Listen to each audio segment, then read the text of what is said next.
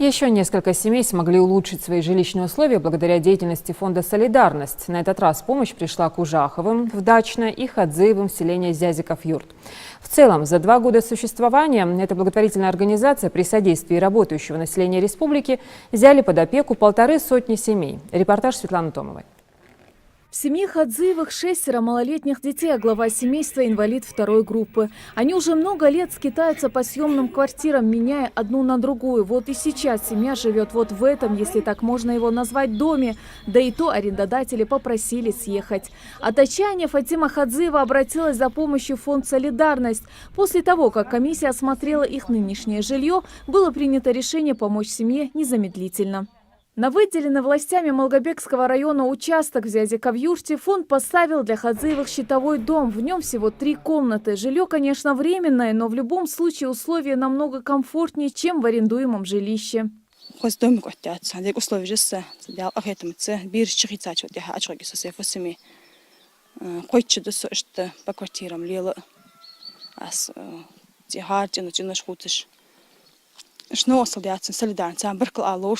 в селе Дачное фонд «Солидарность» помог малоимущей семье строительными материалами, благодаря которым уже построили новый дом и поставили окна.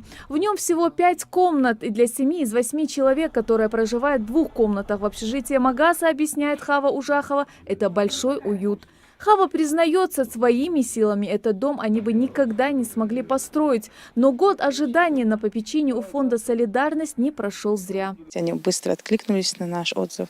Своими силами мы никак бы не справились бы построить такой уютный, хороший, большой дом. Осталось нам еще сделать отопление там и остальные там доработки внутренние дома.